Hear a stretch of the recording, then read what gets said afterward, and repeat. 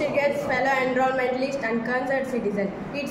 It is an honor to you address today on the critical debate on the youth in biodiversity conservation. It's me, SK Karishma, 10th class from ZPHS Urandur.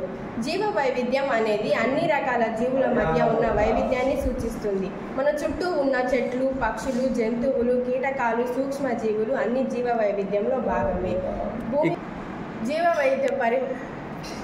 జీవ వైవిధ్యం పరిసరాలు పర్యావరణ సమతుల్యతను కాపాడుతుంది. ఒక జాతి అంతరించిపోతే అది మొత్తం ఆహారపు గొలుసుపై ప్రభావం చూపిస్తుంది. అలా అంతరించిపోతున్న జాతులకు ఉదాహరణలు పిచ్చుకలు, Bengal tiger, the great Indian bustard, dodo, నక్షత్రపు తాబేలు మొదలైనవి. అడవులను నరికివేయడం వల్ల కొన్ని రకాల జాతులు తమ నివాస స్థలాలను కోల్పోతున్నాయి. పారిశ్రామీకరణ వల్ల కాలుష్యం పెరుగుతుంది. అతిగా వేటాడడం వల్ల కొన్ని రకాల జంతువులు అంతరించిపోయే ప్రమాదం ఉంది. వాతావరణ మార్పు వల్ల కొన్ని రకాల జాతులు అంతరించిపోతున్నాయి.